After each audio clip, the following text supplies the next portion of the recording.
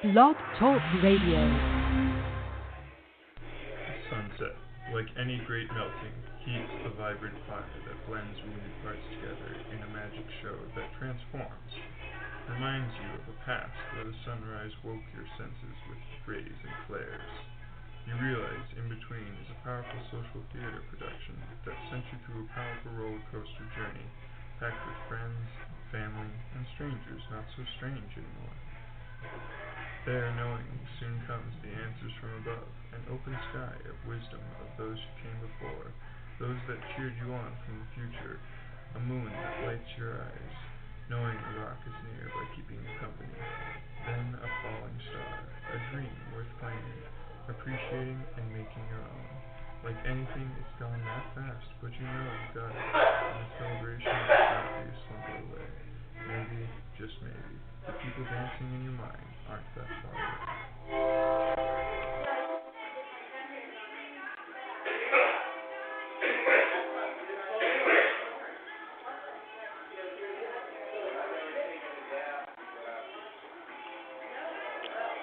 Hello, everybody. Hello.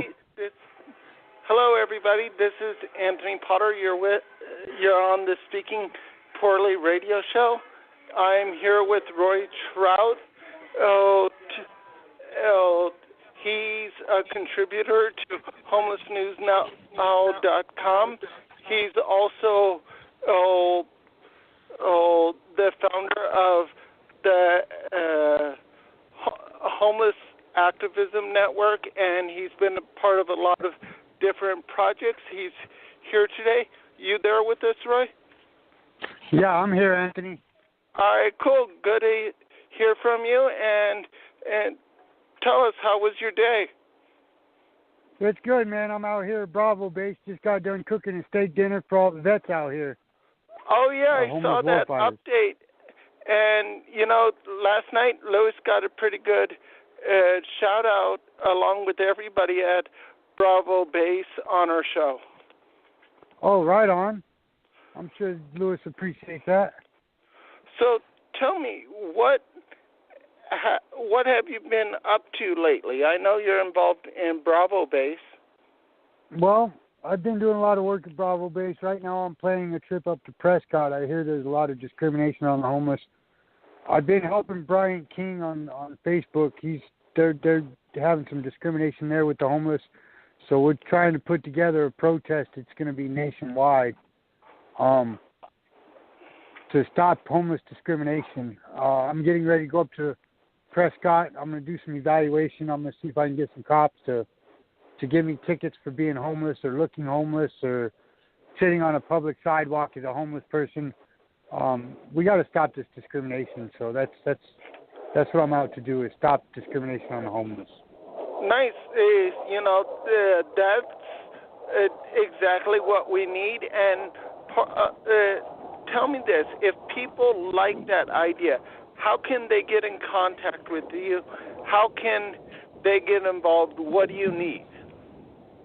Well, what you need is compassion, man, just human compassion. It helps to have a network of people. It helps to have some support in the community. It helps to get out and help homeless people, to meet the homeless people, to talk to them, and get to know who they are, because most homeless people, all the homeless people out here have faces, they have names, they're people. And for too long now, society has grown accustomed to homeless are bad people. They're not bad people. If you come out, most of them have a story. Most of them like to laugh and hang out. They're just out here to live their lives.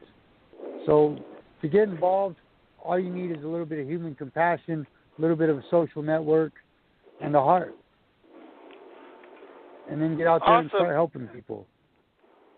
And tell me this, the first time you went out there and tried to help someone, what was going through your head? What were your emotions? And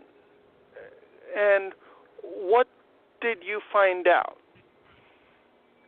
Well, I was on the streets for 22 years, so when I first started helping people, it was actually a community service that I was assigned to. And then when I first started, it was kind of like it was just a thing that I did for community service. But as time went on, it kind of grew on me. And, I volunteered for 8 years at Southside Presbyterian Church. I volunteered for 6 years at CCA, served homeless meals. I volunteered for about 5 months at Bravo Base. And, I just try to be a part of the community out here.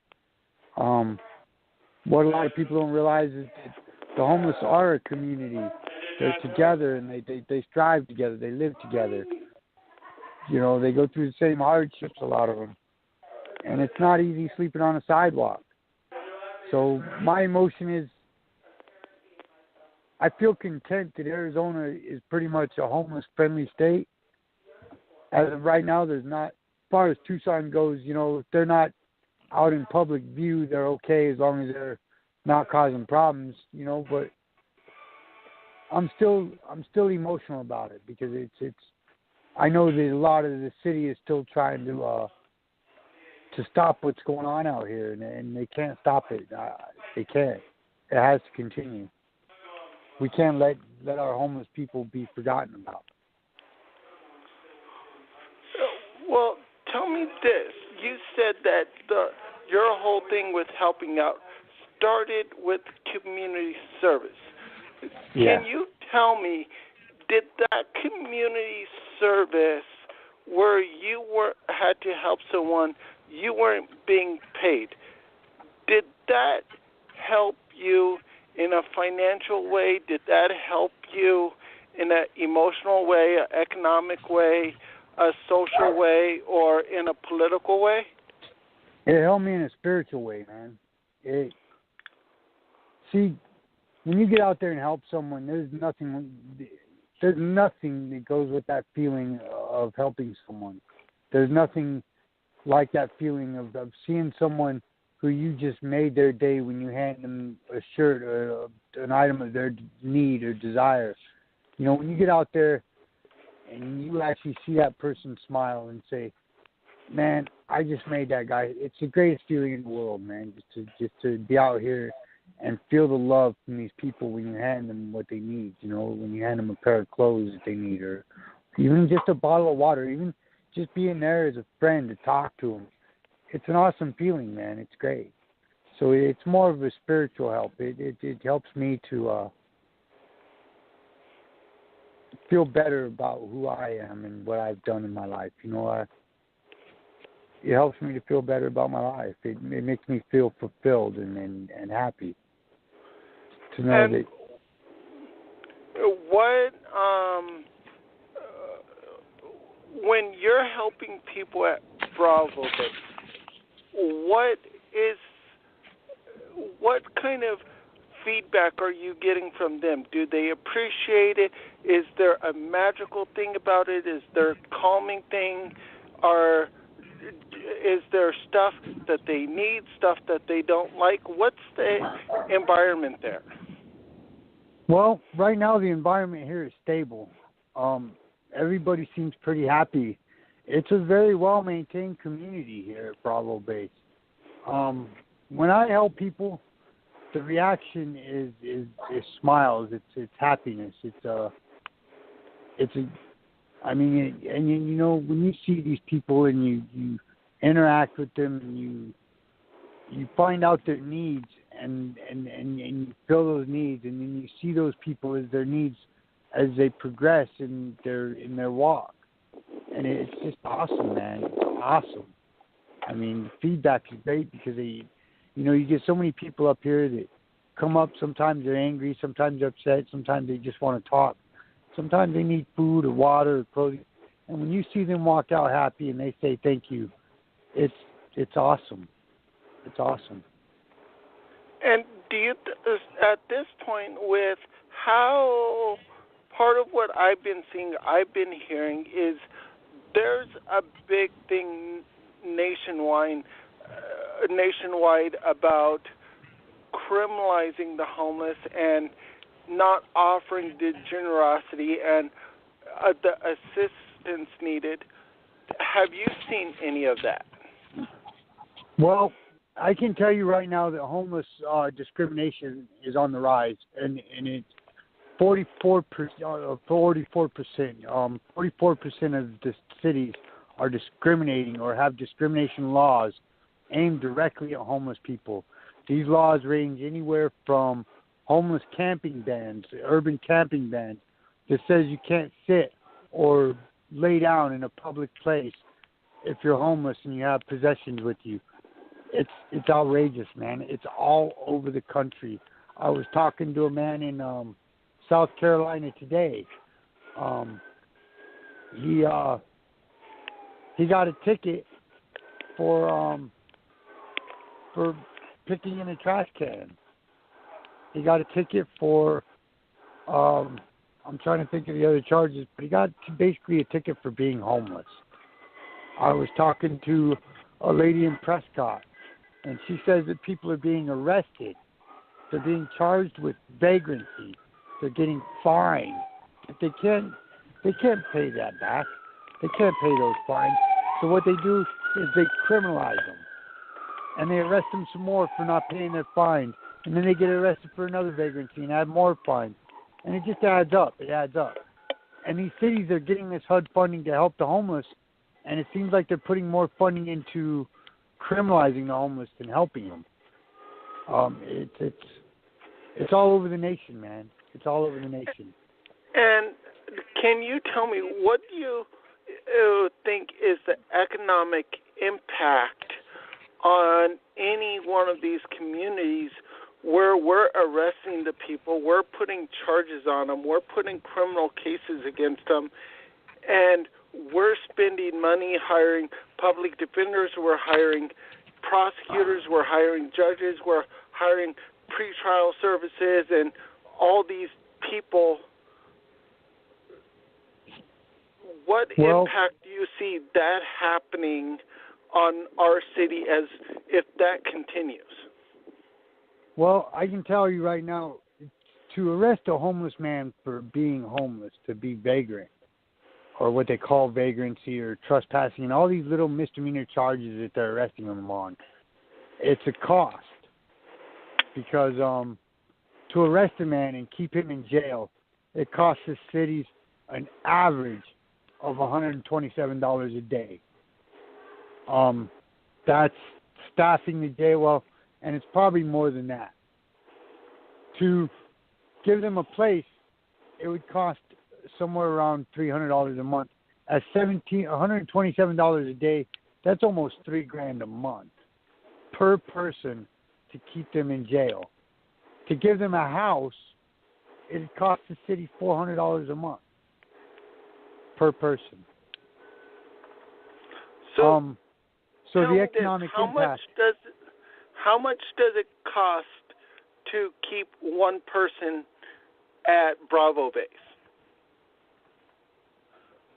Well, right now it's a donation thing, so it's not. I mean, to put a price on it, I can't say that there's a price on it because this is all stuff that's donated. I mean, it doesn't cost us anything except for our time.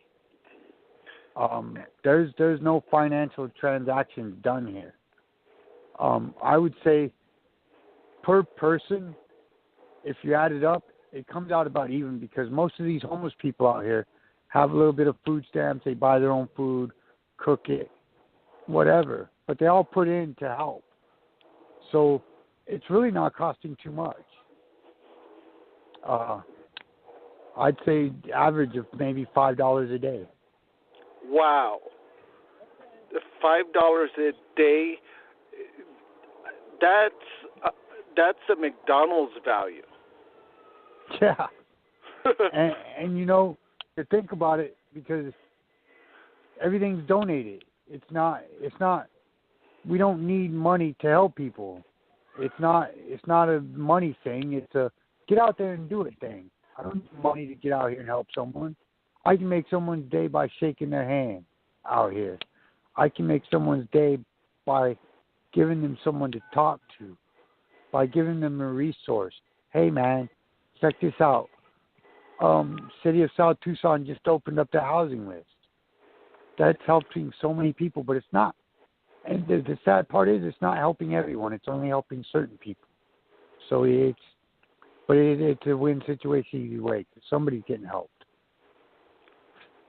And tell me this, if you could sit down right now with all the people running for president and all the people that are getting ready to run for office, and just talk to them about how to help those that are suffering right now, that are at the bottom of the whole economy, the people that we need to get up to and help to change everything.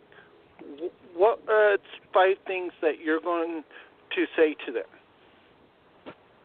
5 things I'd say to politicians.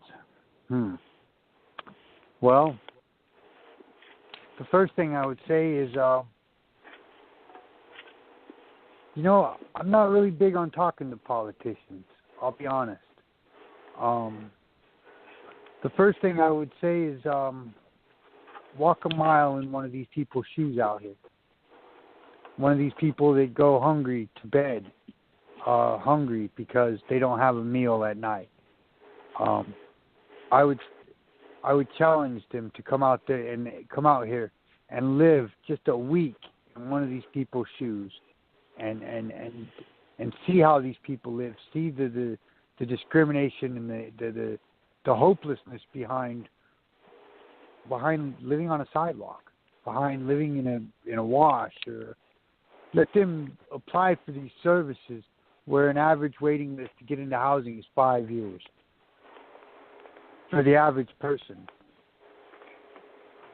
where jobs are scarce, where I want them to get out and experience life without taxpayer money, without the millions of dollars that they spend every week. The next thing I would say to them is, they say that homeless people are lazy and that's they're drug addicts, and yeah, there's drug addicts out here, but you know what? There's drug addicts in houses. There's drug addicts who have millions of dollars.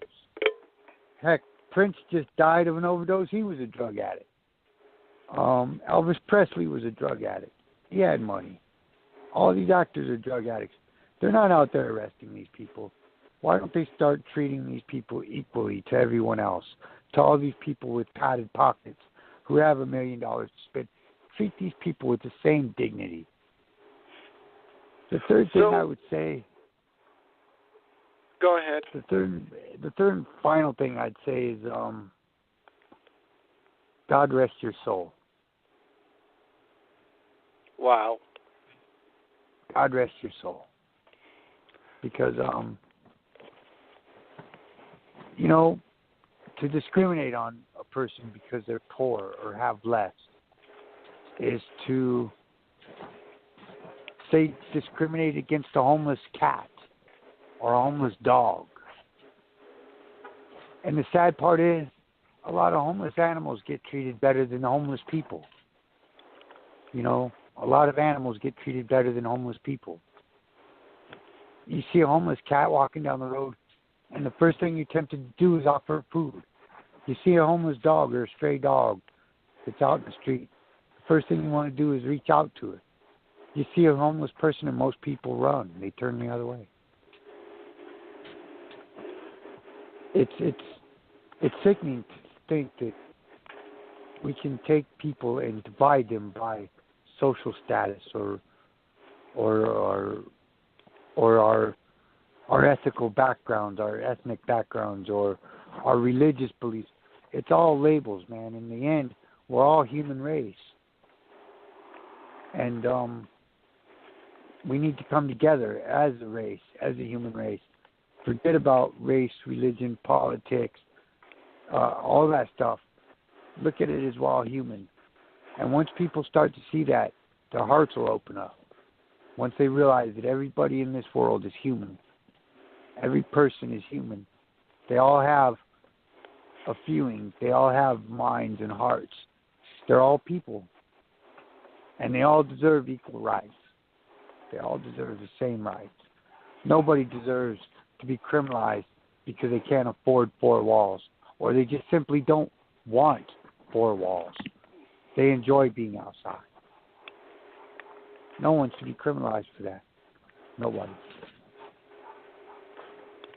So, do you think that part of it's like I've been talking to people, and I got friends who have houses, and every single house in their neighborhood has been burglarized, and they have not had one cop show up to investigate. Mm-hmm.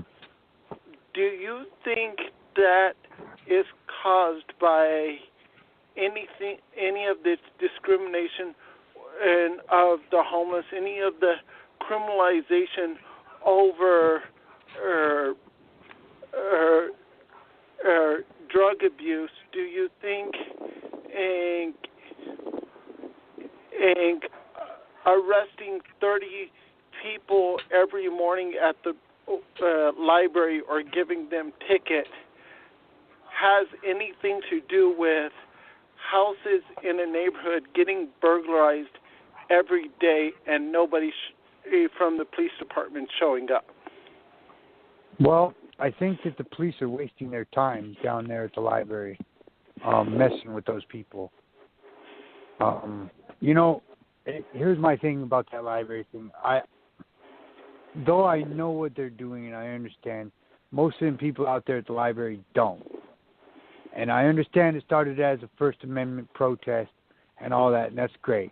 But it's not a First Amendment protest now. It's people at the library crashing in the park. And I love them people. They're people. I love them. I'm not against them. They're bringing a lot of noise to the homeless, though. They're bringing a lot of bad things to the homeless. It's creating more police impact on the homeless. But if the police weren't so busy out there criminalizing them, they would have more time to stop real crime in progress. They wouldn't have to hurry so much to get to real crime. I think it takes away from society. I think it takes away when you're down there prosecuting a man for having a substance that's sold in a smoke shop like spice. You're wasting your time because that man's going to get out of jail. He's going to get out, walk right to the local smoke shop, buy spice, and go right back down to the library and start smoking again. They're focusing on the result of a problem. They're not focusing on the problem. Instead of busting homeless people for having spice, they should be busting smoke shops for selling it. Instead of busting homeless people for smoking spice, they should be busting the people making the spice. It's taken away from investigation of real crime. It's taken away from society. It's a distraction. Well, from my research, it was the CIA who, and people can check on this, but the research I got, the CIA gave a grant to the National Drug Abuse, the National Department of Drug Abuse, to do a grant on how to make endocannabinoids harm America's enemies, and that's how K1 and K2 and this whole spice thing got started. Mm-hmm. If that turns out to be true, should we put the people working for the government that did this to our country behind bars? Yes, I do. I believe we should. I think anybody that is altering any kind of substance to do harm to anyone should be jailed. Here's the thing. When you do something to intentionally harm someone, you might as well be the person getting arrested for assault who just beat up his wife. When you put out a product that is known to harm people, you should be arrested, yes. And tell me, tonight, are you going to be sleeping under the stars, or are you going to be sleeping under a roof? Well, I have a roof at this point right now. I spend out at Bravo Base till 10, 11, 12 o'clock at night sometimes, so, but I always got to go home because I do have an animal there, so.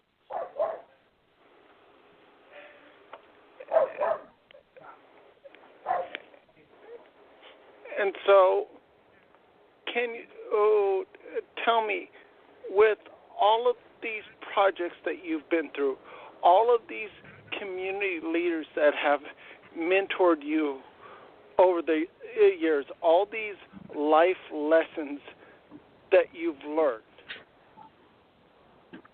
how, looking into your long-term plan, do you see yourself heading up a project where maybe that offers a place to rest, a place to shower, a place to do laundry?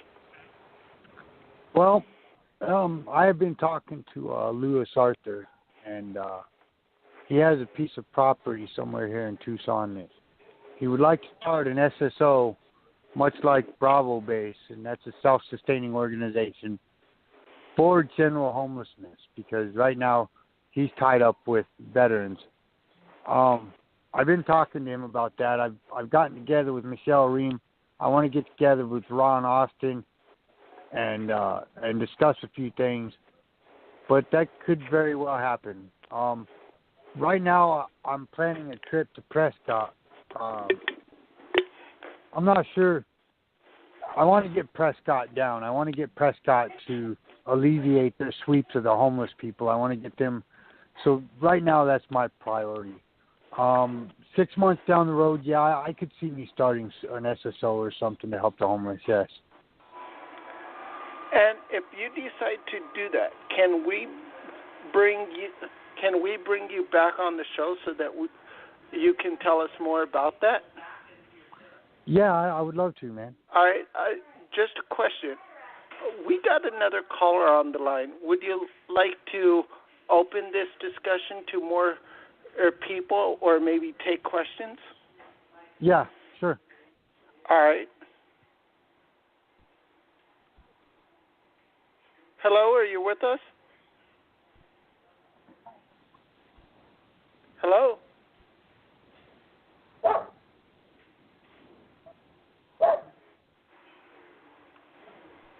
Sounds like they hung up.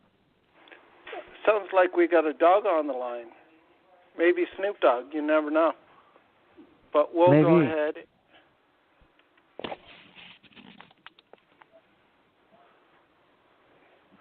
All right, I guess we'll continue with this show unless they call back. Let me just check my time real quick. I see that as far as our online show, we got about a minute left in our broadcast, but if you want to continue on, we can, and people can go on to homelessnewsnow.com or Homeless News Now on Facebook and catch the rest of the conversation. Perfect. If you want to continue, I think we can continue. I'd like to, all right, one thing I want to... Go ahead. The one thing I want to let people know is, the only way to help someone is to get out there and do it. To go to a city council meeting is nothing like getting out there and actually helping someone and interacting with them. It's nothing like it. So I encourage everyone. This is especially if you're in Tucson, come down here to Bravo Base and cities across America. Go to your homeless shelters. Go help these people. Go meet them. Talk to them. Talk to them face to face. Because I'm telling y'all, these are people. And if you talk to them, you might find your next best friend. Because some of these people out here, though, some of them are addicts. And some of them are not desirables. I mean, there's desirables in every bunch. But 90% of these people out here are great people. They're awesome people. They fell on hard times and became complacent where they're at due to the lack of resource, really. So, go ahead. So, would you say that the one difference between a lot of us that are indoors and a lot of the people outdoors, the basic difference is resources? I would say the basic difference is, you know what, really, Anthony, is that there's really no difference. There's no difference. The only difference is they live outdoors, I live inside. And you know what? I really don't even like living inside. I prefer to live outside. It's better that way to me. I still to this day won't sleep with my door closed. So there's no difference. These people out here are people. I don't care what color they are, what religion they are, they're people. There's no difference.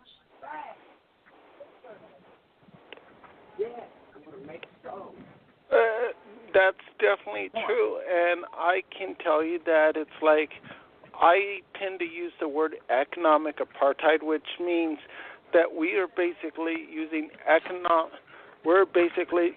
laws that discriminate against a certain group to keep them from having privacy, from keeping them from having basic life rights. And so part of a big discussion going on in this country, especially in Sacramento, where I'll be talking to Russell tomorrow, who's been part of all of that up there, is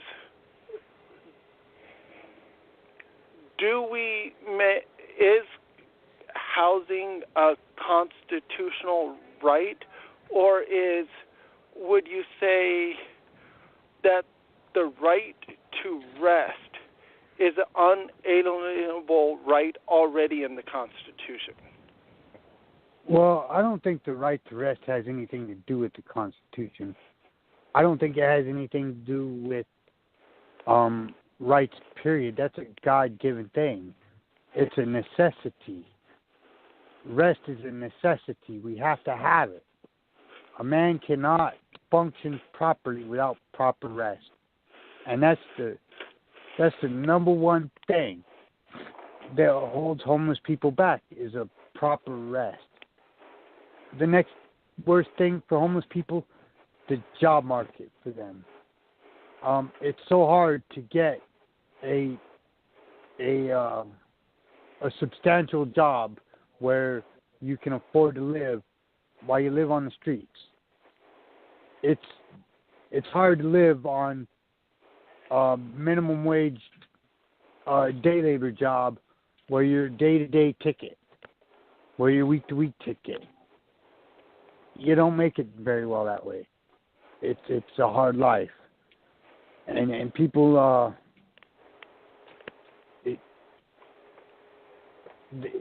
right now America is gaining. There's more and more homeless on the streets. There's more and more people falling to the streets because they can't afford to live. You know, they say that poverty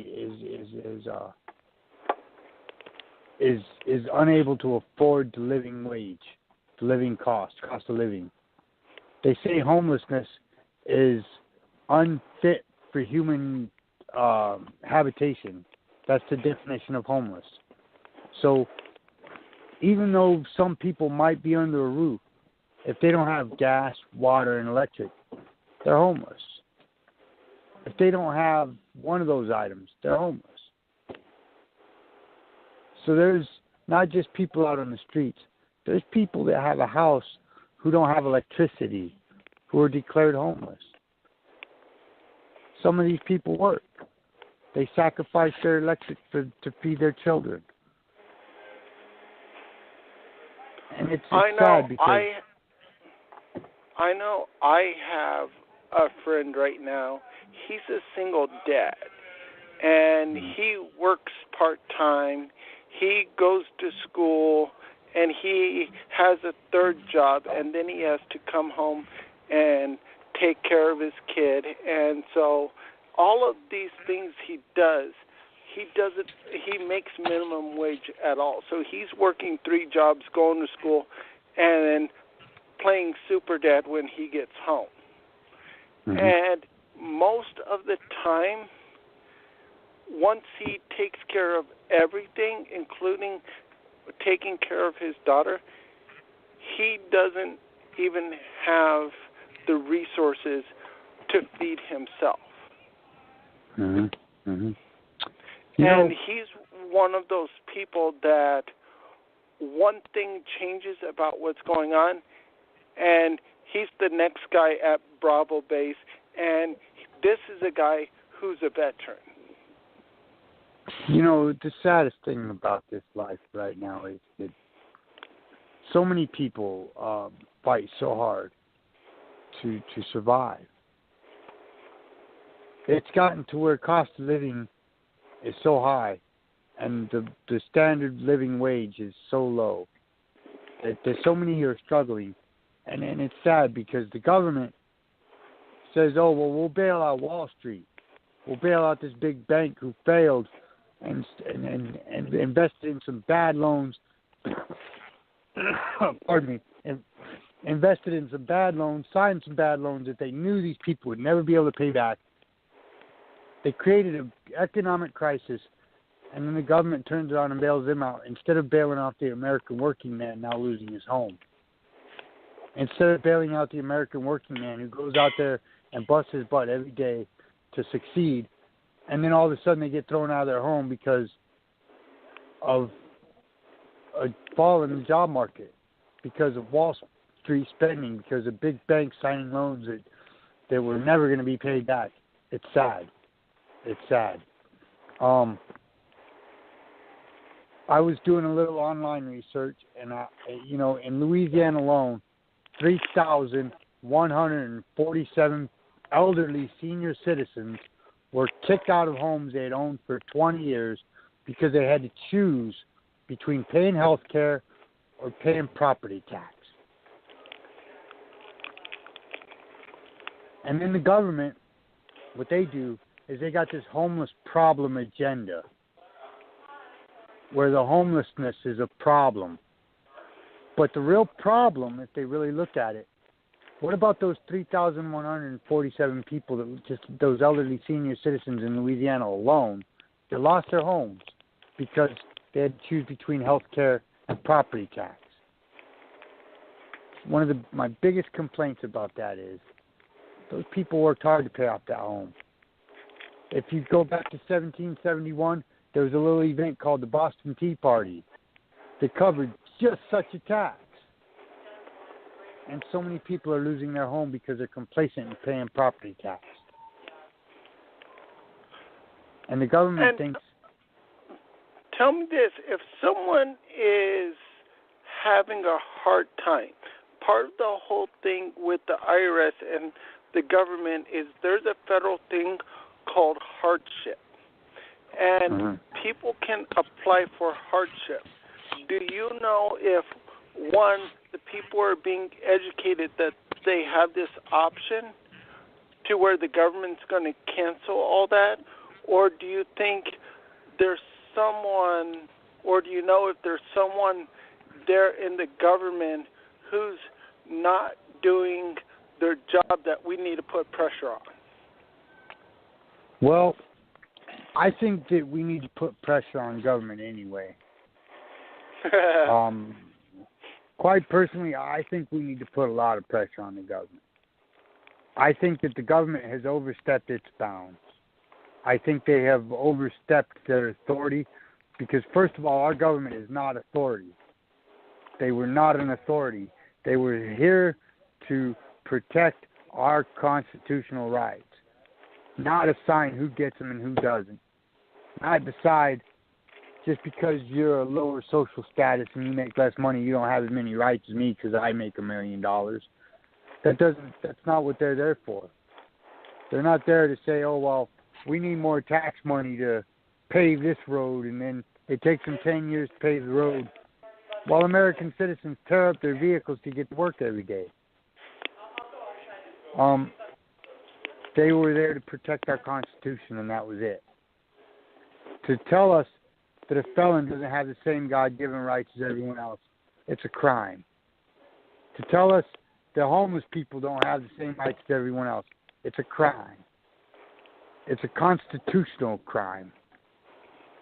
And it needs to stop. It's got to stop. I know that nearly 100% of the homeless people out here in Tucson don't have the right to vote because they don't have an address. So when they made the Constitution, it wasn't a provisional thing. They didn't say, oh, we're making this constitutional provisional only if you make so much money per year, only if you're living indoors, only if you're got electricity and food and gas and a car and you pay taxes. It wasn't provisional. It was for everyone. And the government has seen it to start taking away those rights instead of protecting them. So, do we need to put pressure on the government? Yes, we do. Yes, we do. I believe we need to put a lot of pressure on the government. We also need to put pressure on our justice systems, because our justice systems are failing our people. And the reason I say that, a man that molests 3 kids can get out, get food stamps, get housing, get anything he needs. But a man who got an addiction to alcohol or drugs and went to prison can't get out and get food stamps and financial assistance to get back on his feet. That's backwards. And they say, oh, well... The person gets out. They're not able to get assistance to get back on their feet. What's their option? Okay, well, I just got released from prison. I got released from prison in 2008. I'm on a limited income. I get a Social Security check for $733 a month. I'm severely mentally ill. I can't get food stamps. It's nearly impossible. I'm so lucky I got the place I got right now, because it was almost impossible to find a place. So many people said, oh, you had a met charge, sorry, don't want you here. Oh, you had drug charges, sorry, don't want you here. To discriminate against someone because they fell into hard times and fell into addiction is wrong. It's like discriminating against someone that catches pneumonia. It's like discriminating against someone with leukemia. It's like discriminating against someone with AIDS. It's the same thing. To criminalize it is even worse. You know, so many people are oppressed because of a criminal record. It's ridiculous. But yet the government is criminalizing more by criminalizing homelessness. It's a form of oppression. And it's sad. It's so sad. But the good news is there's people out here like Louis Arthur. There's people out here like myself. There's people out here like the people who donate to Bravo Base every day, who care enough that we're not going to let this continue. We need to make a public noise. We need to bring this up. We need to... It's sad because 33 cities in America right now, nope, make it 34, have criminalized human compassion. It is illegal to walk outside and hand a homeless man a sandwich. It is illegal to hand a homeless man $1. It's a criminal act. And this world was built on human compassion. So tell me this. How do we help people if merely helping them is a criminal act? The biggest help right now is to come together as people. We need to make a statement to the government that we are not going to stand for them outlawing human compassion. Most of these ordinances, and here's the thing, we're not fighting laws. We're fighting little city ordinances. These ordinances are passed city to city, and they're never really registered on the law books. They're just A sunset, like any great melting, heats a vibrant fire that blends wounded parts together in a magic show that transforms, reminds you of a past where the sunrise woke your senses with rays and flares. You realize In Between is a powerful social theater production that sent you through a powerful roller coaster journey, packed with friends, family, and strangers not so strange anymore. There, knowing, soon comes the answers from above, an open sky of wisdom of those who came before, those that cheered you on from the future, a moon that lights your eyes, knowing a rock is near by keeping you company. Then a falling star, a dream worth claiming, appreciating and making your own. Like anything, it's gone that fast, but you know you got it, and the celebration just might be a slumber away. Maybe, just maybe, the people dancing in your mind aren't that far away.